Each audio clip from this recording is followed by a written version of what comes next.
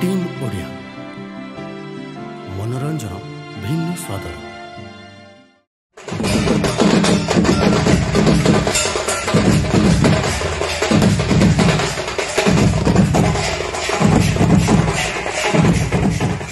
କିନ୍ତୁ ଆପଣମାନେ ସମସ୍ତେ ଯେଉଁମାନେ ଅଛନ୍ତି ଆପଣମାନେ ମଧ୍ୟ ଗୋଟେ ଗୋଟେ ଅସ୍ମିତାର ଗୋଟେ ଧ୍ୱଜାଧାରୀ। ସେ ଅସ୍ମିତା ହେଉଛି କାହାର ନା ଭାଷାର, ସାହିତ୍ୟର, ସଂସ୍କୃତିର, ଓଡ଼ିଆତ୍ୱର, ଓଡ଼ିଆ ଜାତିର ସମସ୍ତେ ହେଉଛନ୍ତି ଜଣେ ଜଣେ ଧ୍ୱଜାଧାରୀ। ଏବଂ ସେହି ଆପଣମାନଙ୍କର ଜଣେ ପ୍ରତିନିଧି ରକ୍ଷକ ନାୟକ ଏ ଓଡ଼ିଆ କବିତା ଲେଖନ୍ତି ଏବଂ ଇଏ ହେଉଛନ୍ତି ସେ ଓଡ଼ିଆ ଭାଷା ଯେଉଁ ଅସ୍ମିତା ସୃଷ୍ଟି କରିଛି ତା'ର ଗୋଟେ ପ୍ରତିନିଧି। ତେଣୁ ମୁଁ ବନ୍ଧୁ ରକ୍ଷକଙ୍କୁ ପଚାରିବାକୁ ଜାଣିବାକୁ ଚାହେଁ, ଓଡ଼ିଆ ଅସ୍ମିତା କହିଲେ ଜଣେ ଆଧୁନିକ କବି ଭାବରେ ସେ କ'ଣ ବୁଝନ୍ତି ଓଡ଼ିଆ ଅସ୍ମିତା? ନମସ୍କାର। ଆଜି ଓଡ଼ିଆ ଅସ୍ମିତା ସମ୍ପର୍କରେ ଆମେ ଆଲୋଚନା କରୁଛେ। ମୋ ସହିତ ଅଛନ୍ତି ଫକୀରମୋହନ ସେନାପତିଙ୍କର ବଂଶଧର, ସେପଟେ ଗଙ୍ଗାଧର ମେହେରଙ୍କର ବଂଶଧର। ସେ ଦୁଇ ଜଣ କେବଳ ନୁହେଁ, ମୁଁ ନିଜକୁ ଫକୀରମୋହନ ଆଉ ଗଙ୍ଗାଧରଙ୍କର ସାରସ୍ୱତ ଦାୟାଦ ଭାବରେ ଗର୍ବ ଅନୁଭବ କରେ। ତାହା ହିଁ ମୋର ଅସ୍ମିତା। ସେ ଦୁଇ ଜଣ ତ ତାଙ୍କର ପାରିବାରିକ ଦାୟାଦ ହିସାବରେ, କିନ୍ତୁ ଆମେ ସମସ୍ତେ ପ୍ରତ୍ୟେକ ଓଡ଼ିଆ ଆମେ ହେଉଛୁ ଫକୀରମୋହନ ଏବଂ ଗଙ୍ଗାଧରଙ୍କର ଦାୟାଦ। ଏଇ ଭାବବୋଧ ଆମ ଅସ୍ମିତାର ଏକ ଉପାଦାନ। ଆମେ ଆରମ୍ଭ କରିବା ଅସ୍ମିତା। ଏ ଅସ୍ମିତା ଶବ୍ଦଟି ଏଇ କିଛି ମାସ ହେଲା କି କିଛି ବର୍ଷ ହେଲା ବହୁ ଚର୍ଚ୍ଚା ହେଉଛି। କିନ୍ତୁ ବଡ଼ ସୁଖର କଥା, ଏ ଯେଉଁ ଅନୁଷ୍ଠାନ ଅସ୍ମିତା ପ୍ରସଙ୍ଗଟି ଚର୍ଚ୍ଚାକୁ ଆସିବା ପୂର୍ବରୁ ଏ ଅନୁଷ୍ଠାନ ଅସ୍ମିତା ସମ୍ପର୍କରେ ଆଲୋଚନା କରେ, ବିମର୍ଶ କରେ। ତେବେ ଅସ୍ମିତା ପ୍ରସଙ୍ଗଟି ଆସିଲା କାହିଁକି? ବୋଧହୁଏ ଅସ୍ମିତା ସଙ୍କଟରେ ଥିଲା। ଆପଣଙ୍କର ମନେ ଥିବ, ବହୁ ବର୍ଷ ତଳେ ବାଘ ମାରିଲେ ପୁରସ୍କାର ମିଳୁଥିଲା। ହୁଏତ ସେତେବେଳେ ବାଘ ମାରିବା ବୀରତ୍ୱର କାର୍ଯ୍ୟ ଥିଲା, ବାଘ ମାରିବା ଦରକାର ପଡ଼ୁଥିଲା। କିନ୍ତୁ ଏବେ ବାଘ ଯଦି ମାରିବେ ଆପଣ ଜେଲକୁ ଯିବେ। ହୁଏତ କିଛି ବର୍ଷ ତଳେ ଜଙ୍ଗଲ ସଫା କରି ବସତି ସ୍ଥାପନ କରିବା ପାଇଁ ଉତ୍ସାହିତ କରାହେଉଥିଲା, କିନ୍ତୁ ବର୍ତ୍ତମାନ ଗଛ ଲଗାଇବା ପାଇଁ କୁହାହେଉଛି। ତେଣୁ ଯେତେବେଳେ ଅସ୍ମିତା କଥାଟି ଉଠୁଛି ତା'ମାନେ କିଛି ସଙ୍କଟ ସୃଷ୍ଟି ହେଇଛି। ଆଉ ସରଳ ଭାଷାରେ କହିଲେ, ମୁଁ ଦିନସାରା ଆଜି ଚାଲିଛି, ମୋର ଗୋଡ଼ ଅଛି ବୋଲି ମୁଁ ମାନେ ଅନୁଭବ କରିନି। ଯଦି ଗୋଡ଼ରେ କଣ୍ଟା ପଶିଯିବ ମୁଁ ଅନୁଭବ କରି ଗୋଡ଼ଟି ଅଛି, ପ୍ରତି ମୁହୂର୍ତ୍ତରେ ଗୋଡ଼ କଥା ହିଁ ଭାବିବି। ତେଣୁ ଯେତେବେଳେ ଅସ୍ମିତା ପ୍ରସଙ୍ଗଟି ଏଇ କିଛି ବର୍ଷ ହେଲା ଚର୍ଚ୍ଚାକୁ ଆସୁଛି, ତେଣୁ ଆମେମାନେ ନିଶ୍ଚିନ୍ତ ହେବା ଯେ ଅସ୍ମିତା କେଉଁଠି ନା କେଉଁଠି ସଙ୍କଟରେ ଥିଲା, ଅସ୍ମିତା ଉପରେ ଆକ୍ରମଣ ହେଉଥିଲା। ଯାହାଫଳରେ ଅସ୍ମିତା କଥାଟି ଆସିଲା ଏବଂ ଏହି ପ୍ରସଙ୍ଗ ଏବଂ ଚର୍ଚ୍ଚା ସମଗ୍ର ଓଡ଼ିଆ ଜାତିକୁ ଦୋହଲେଇ ଦେଲା। ସେମାନେ ଚିନ୍ତା କଲେ ପରବର୍ତ୍ତୀ ସମୟରେ ଯାହା ଘଟିଲା ସ୍ଥୂଳ ଜଗତରେ, ସ୍ଥୂଳ ଭାବରେ ରାଜନୈତିକ କ୍ଷେତ୍ରରେ ତାହା ଗୁରୁତ୍ୱପୂର୍ଣ୍ଣ ନୁହେଁ। ଗୁରୁତ୍ୱପୂର୍ଣ୍ଣ ହେଉଛି ତାହା ଯଦି ଆମ ଚିନ୍ତା ଓ ଚେତନାକୁ କେତେ ଦୂର ପ୍ରଭାବିତ କରିଛି। ଆମ ଅସ୍ମିତାର ଅନେକ ଆଧାର ଅଛି। ଅସ୍ମିତା କହିଲେ ମୁଁ ବୁଝେ ମୋର ଅସ୍ତିତ୍ୱ, ମୋର ସ୍ଥିତି, ମୋର ବ୍ୟାପ୍ତି ଏବଂ ମୋର ଗୋଟେ ମିଠା ଅହଙ୍କାର। ମୋ ଭିତରେ ଗୋଟେ ଅହଙ୍କାର ଅଛି, ମୁଁ ଓଡ଼ିଆ, ମୁଁ ଅଛି ଏବଂ ସମଗ୍ର ପୃଥିବୀରେ ମୁଁ ଅଛି ବୋଲି ମୋର ପ୍ରମାଣ ଅଛି, ମୋର ଇତିହାସ ଅଛି, ମୋର ଐତିହ୍ୟ ଅଛି, ମୋର ଭବିଷ୍ୟତ ଅଛି। ଏଇ ଯେଉଁ ଅହଙ୍କାର ବୋଧ, ମିଠା ଅହଙ୍କାର ବୋଧ ଆପଣ କହିପାରନ୍ତି, ସେ ଅହଙ୍କାର ବୋଧ ହେଉଛି ଆମ ଅସ୍ତିତ୍ୱର ଆଧାର।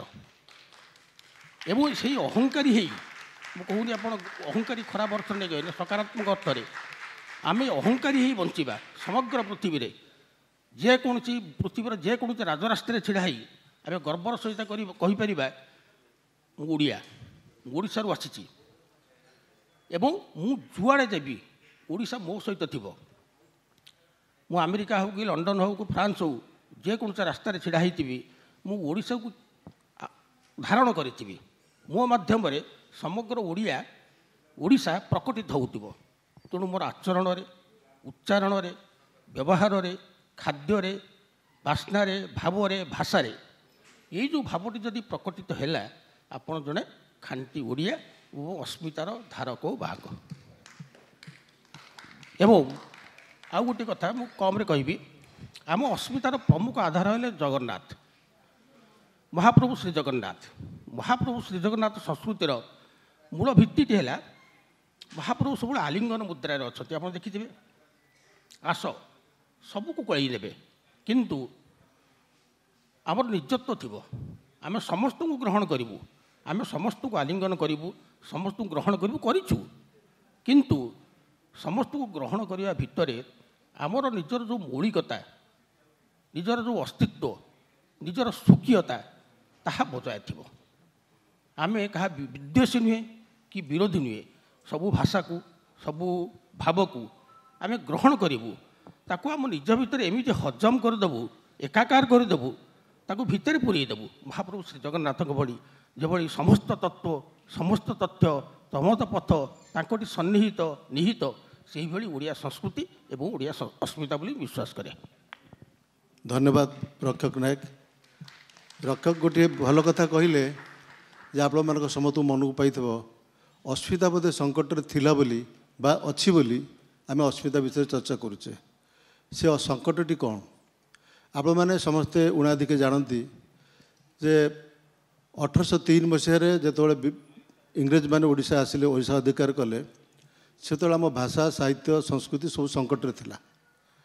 1874 मसीह आप जो इतिहास पढ़ी थे जानी 1874 मसीहा प्यारीमोहन आचार्य उत्कल पुत्र बोली गोटे पत्रिकार लिखुंट जे ओडिया भाषार अवस्था कि दयनीय ओडिया भाषा भल कविता बही खंडे ना नाटकटे ना भ्रमण कहानी तो स्वप्न 1874 मसीहा काली भाई आपको लगिपे 1874 मसीहा किसी ना 1843 फकीरमोहन जन्मग्रहण कर 1861 बेलू देखुं पाठ्यपुस्तक आधुनिक स्कूल ना स्कूल कॉलेज ना कॉलेज तो प्रश्न ना स्कूल भल स्कूल ना चारशाड़ी जहाँ अच्छी चारशाड़ी खंड खंड अच्छी से पोथी पिला माने पढ़ुंट बही ना 1874 मसीहा को बही ना फकीरमोहन जो संकट देखिले जो अस्मितार संकट से आज आम अनुभव कर अस्मितार संकट आम भाषा पड़ी संकट में आम जाति पड़ी संकट में आम संस्कृति संकट में पड़ी आम भावुचे 1874 मसीहा को फकीरमोहन जो लेखनी चालना करुले से कि संकट थी ओडिया जाति चिंता करूँ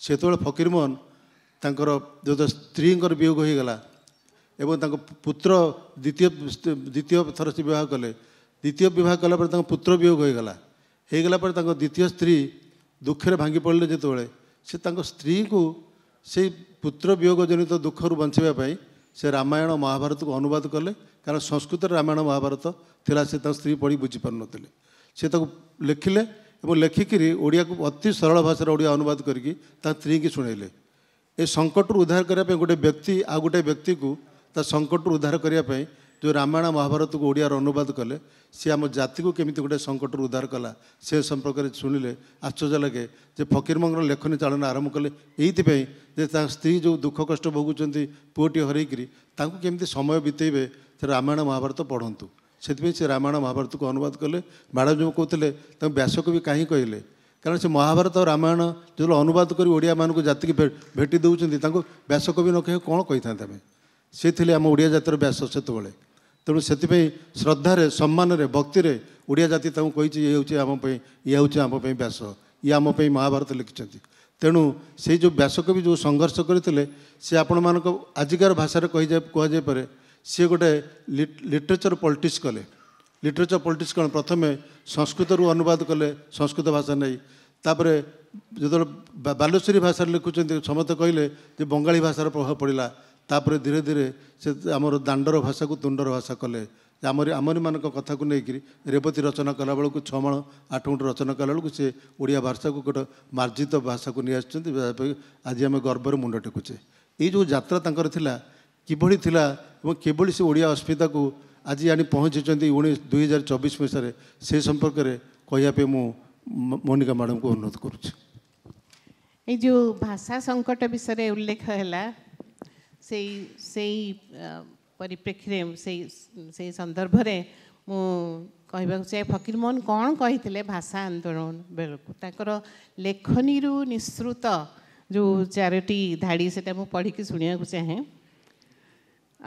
गरीब ओडिया कही न जानती कथा तुनी होई रही पोती तले मथा ମାତ୍ର ମୁହିଁ ତାଙ୍କ କୀର୍ତ୍ତି ଗାଇବି ନିତ୍ୟାନ୍ତ ଓଡ଼ିଆ ଭାଷାର ହାଣି ଦେଇଛନ୍ତି ହାତ। ତ କେତେ ମାନେ ଆବେଗପୂର୍ଣ୍ଣ ଥିଲା ତାଙ୍କର ଏଇ ଯେଉଁ ତାଙ୍କ ଲେଖନୀରୁ ନିଃସୃତ ଏଇ 4ଟି ଧାଡ଼ି, ସେଇଟା ସ୍ପଷ୍ଟ, ଏଇ 4ଟି ଧାଡ଼ିରୁ ସ୍ପଷ୍ଟ ତାଙ୍କର ଆବେଗଟା। ଆଉ ମୁଁ କହିବାକୁ ଚାହେଁ ଆଉ ଦୀପଦ ଯେ ଆମେ ଫକୀରମୋହନକୁ ଗୋଟେ ଆବଦ୍ଧ କରିକି ଓଡ଼ିଶା ଭିତରେ ରଖିଛୁ, କିନ୍ତୁ ଦେଖିବାକୁ ଗଲେ ଆପଣ ଏଇ ବହିରୁ ବି ପାଇବେ, ଅନ୍ୟ ବହିରୁ ବି ପାଇବେ ଯେ ସେ ତାଙ୍କର ଯେଉଁ ପ୍ରତିଷ୍ଠା ସେଟା ବିଶ୍ୱବ୍ୟାପୀ, କିନ୍ତୁ ଆମେ ଓଡ଼ିଆ ମାନେ ତାଙ୍କୁ ହୁଏତ ମାନେ ଯଥା ଇଏ ଦେଇପାରିନୁ, ଯଥା ସମ୍ମାନ ଦେଇପାରିନୁ। କାହିଁକିନା ପ୍ରେମଚନ୍ଦ ଆଉ ଇଏ ଟାଗୋର ଏମାନେ ବହୁ ବର୍ଷ ପରେ ଆସିଲେ ଏବଂ ଶିଶିର ଦାସ ଯିଏକି ଆକ୍ନଲେଜ୍ କରିଛନ୍ତି ଯେ ଫକୀରମୋହନ ପାୟନିୟର ଥିଲେ ପୁରା ମାନେ ଭାରତୀୟ ସାହିତ୍ୟର ସୋସିଆଲ ରିଆଲିଜମ୍, ବାସ୍ତବିକତା ଉପରେ ଯେଉଁ ଲେଖା ହେଇଛି ସୋସିଆଲ ରିଆଲିଜମ୍, ସେଥିରେ ସେ ପାୟନିୟର ଥିଲେ। ତାପରେ ତାର ବହୁ ପରେ ଏକର ପ୍ରେମଚନ୍ଦଙ୍କର ଗୋଦାନ ଆସିଲା ବହୁ ଆହୁରି ପରେ, କିନ୍ତୁ ଏମାନେ ନିଜେ ବହୁତ ବଡ଼ ଜାଏଣ୍ଟ ବୋଲି ତାଙ୍କୁ ଆମେ କହିପାରିବା, ନିଶ୍ଚୟ କହିବା। ଟାଗୋରକୁ କୁହନ୍ତୁ, ପ୍ରେମଚନ୍ଦକୁ କୁହନ୍ତୁ, କିନ୍ତୁ ସେମାନେ ମୁଖ୍ୟତଃ ସର୍ଟ ଅଫ୍ ଇଡ଼ିୟମଟା ତାଙ୍କର ଅଲଗା ଥିଲା, ରୋମାଣ୍ଟିକ୍ ଇଡ଼ିୟମ୍, କିନ୍ତୁ ଫକୀରମୋହନଙ୍କର ଥିଲା ସୋସିଆଲ ରିଆଲିଜମ୍ ଇଡ଼ିୟମ୍, ମାନେ ବାସ୍ତବ ପ୍ରତିଟି ମଣିଷକୁ କେମିତି ଛୁଉଁଛି ଆମର ଯେଉଁ ପରିବର୍ତ୍ତନ ହେଉଛି। ତାଙ୍କର ଆତ୍ମଚରିତ୍ରଟା ଗୋଟେ ଇତିହାସ, ଓଡ଼ିଶାର ଇତିହାସ ବୋଲି ସୀତାକାନ୍ତ ମହାପାତ୍ର କହିଛନ୍ତି, ଆପଣମାନେ ଜାଣିଥିବେ। ସେଟା ଗୋଟେ ମାନେ ଇତିହାସ, ଆଉ କେତେ ଜଣ କହିଛନ୍ତି ସେଟା ଗୋଟେ ନଭେଲ। ତ ମୋର କହିବା କଥା ଯେ ଫକୀରମୋହନକୁ ନମ୍ବର ସିଂ ଯେ ହିନ୍ଦୀର ପ୍ରଖ୍ୟାତ ସାହିତ୍ୟିକ ଏବଂ JNUରେ ପ୍ରଫେସର ଥିଲେ, ଭାଇସ୍ ଚାନ୍ସେଲର ଥିଲେ, ଅନ୍ୟ ଜାଗାରେ ସେ କହିଛନ୍ତି ଯେମିତି ଆଣ୍ଟନ୍ ଚେକଭଙ୍କର ୱାର୍ଡ ନମ୍ବର 6, ଯେଉଁମାନେ ପଢ଼ିଥିବେ ଜାଣିବେ, ୱାର୍ଡ ନମ୍ବର 6 ଆଣ୍ଟନ୍ ଚେକଭ ରସିଆନ୍ ଇଏ, ତାଙ୍କର ସେଟା ପଢ଼ିଲା ପରେ ଲେନିନ୍ ପୁରା ରାତି ଶୋଇ हैं इनके लिए तो करना ही चाहिए। तो 3 ଘଣ୍ଟାର ଫିଲ୍ମ ହେଲା ଅନ୍ୱେଷଣ, ଆପଣ ଦେଖିପାରିବେ, ସେଟା ୟୁଟ୍ୟୁବରେ ମଧ୍ୟ ଅଛି, ଆପଣ ଖୋଲିକି ଦେଖିପାରିବେ। ମୁଁ ସେଟାକୁ ଇଏ କରିଛି ୟୁଟ୍ୟୁବରେ। ତ କହିବା କଥା ଆମର ଯେମିତି କହିଲେ ଆପଣ ଯେ ଆମ ସମସ୍ତଙ୍କର ଉତ୍ତରଦାୟିତ୍ୱ କେମିତି ଆମ अस्मिताକୁ आम भाषा कवि आमर जो विभिन्न जो अंग अच्छी अस्मितार ताकू आमे किभଳି भाबे से दिगरे भाबिबा से को अनुप्राणित होई आमे अनुभवी होई सेटाको आम आचरण भितर को आनिबा तेबे ही आमे गोटे माने गोटे सुदृढ़ सुंदर गोटे समाज गढ़ी पाड़िबा। ठीक अच्छे आमर परिचय भारतीय भाव रही निश्चय रही किंतु आमर स्वकीय जो अस्मिता ओडिया भाव अस्मिता सेटा को प्रतिष्ठा करिबार आम समस्त उत्तरदायित्व रही विशेषकर युवपीढ़ी विषय आ गए कथा मोर मन पड़ा आमर पॉपुलेशन रे केते भाग युवपीढ़ी आपण मैंने जानते 65% 65% आमर पॉपुलेशन केते 1.4 बिलियन तमें केते बेसी संख्या रे युवपीढ़ी अछंती आम ये आ युवपीढ़ी गोटे भीषण बड़ माने पोटेंशियल सेटा युवपीढ़ी आमर भविष्य युवपीढ़ी आमर संपद तांकु जदि आमे यही सब स्वकीय अवबोध अस्मिता विषय न आमे सचेतन करिबा सजाग करिबा पुनर्जीवित करिबा तांकर ये सब जिनस भाषा प्रति आदर इत्यादि ताहले ताहले सेटा बहुत भल हम जदि आमे करि परिबा आमे केते जण करूछु बहुत लोग करछथि मु खाली आम फाउंडेशन कथा कहूनी बहुत लोग करछथि किंतु एटा मु बारंबार कहूची जे आपण मानकर सहयोग से कामना करूची जे किभଳି भाबरे आमे एई ताकू ओडिसा ये को फकीरमोहन को देखंतु प्रेमचंद को कोठी नेकी पहुँचले टागोर को कोठी को ऑब्वियसली किंतु फकीरमोहन को पाए आमे कोन करछु भाबी की चिंता करे देखंतु गोटे चेयर नहीं तांको नारे गोटे स्वतंत्र गोटे अनुसार मुझे गवर्नमेंट को प्रपोज करी गोटे ये बिल्डिंग करा जाओ ये जो ग्रांट माने से मैंने हाँ हाँ कही चिट्ठी भी आसला कि किसी हो पारानी। मैडम आप कथा मुझे स्वीकार करुँच फकीर मोहन ना चेयर नथिबो किंतु फकीर मोहन एमती भाव में ओडिया प्रति ओडियार हृदय बसचंती गोटे सरकारी स्तर में गोटे गोटे चेयरटे बड़ कथा नुहे।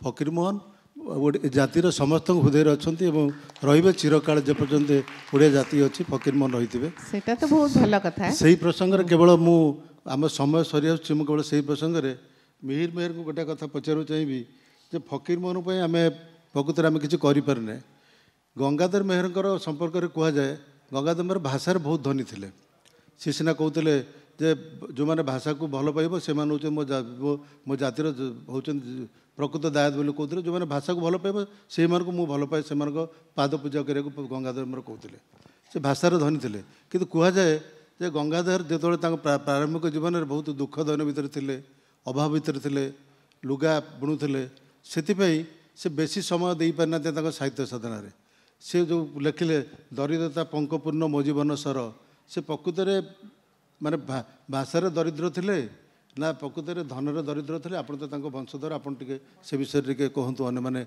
जानतु प्रकृत में गंगाधर जीवनटा केमी कष्टपूर्ण था कि प्रकृत में सी साहित्य निजक ये बेसी भाव नियोजित करें ना ना। वास्तव में देखा गले गंगाधर जो जीवन नहीं अनेक अनेक रकम कल्पना करती सत अनेक कहती से बहुत गरीब थिले एवं द्वितीय है तांकर परिचय थिला जे से तंती थिले। मु एई दुईटा उपरे किछिटा आलोकपात करी। प्रथम कथा हूँ स्वभाव कवि गंगाधर मेहर निश्चित भाव में गोटे बुणाकार परिवार रू से आसी जन्म होते बुणाकार परिवार रे जोटा कि आमर जो तंती शब्दटी प्रयोग होची से तंती नथिले। मोर कहबार उद्देश्य यहाँ जे से तंती नथिले से थिले भूलिया। भूलिया माने कौन अनेक प्रश्न करती तेणु से भूलिया शब्दटा जिते आम भुवनेश्वर रे प्रथम आम आमर एटी गोटे समाज अच्छी भुवनेश्वर भूलिया समाज आम जिते से गंगाधर जयंती पालन करूँ से आमर गोटे सहयोगी भाव आसती संस्था। गंगाधर मेहर धनी की गरीब थिले मो पाई अबांतर से मो पाई वर्तमान बड़ संपद मोर आमर संपत्ति। बर्तमान जो परिस्थिति सृष्टि होती केतोटी कथा आम भर गोटे इनफेरियर कम्प्लेक्स ओडिया मान भर सृष्टि होती निज जाति को नहीं निजर स्थिति को नहीं निजर अस्मिता को नहीं किंतु मोर विश्वास आमर उभा जेते पोता सेते आमर गर्व करिवार बहुत उपादान अच्छे कारण अच्छे आमे से उपादान गुड़िक प्रथम संग्रह करवा एवं आम गर्व करवा केवल जिते बड़े ओडिया जाति निजर इतिहास ऐतिह्य भाषा शैली जीवनशैली को नहीं गर्व अनुभव कर संकट आपे आपे दूरे जीव। परवर्ती प्रसंग आसूँ वर्तमान गोलकीकरण उदारीकरण समय जमी पोखरी रे बड़ माछ सान माछ को खाई जाए तेणु बड़ संस्कृति प्रभावशाली संस्कृति बड़ अर्थनैतिक प्रतिपालित संस्कृति हुए तो आम उपर आक्रमण करें। ये परिस्थिति रे निजक केमि बंचेबा निजर स्थिति को केमि जाहिर करवा जहाँ मोनिका मैडम कहते वाणिज्यिक भाषा आमको ब्रांडिंग और मार्केटिंग करा पड़ो।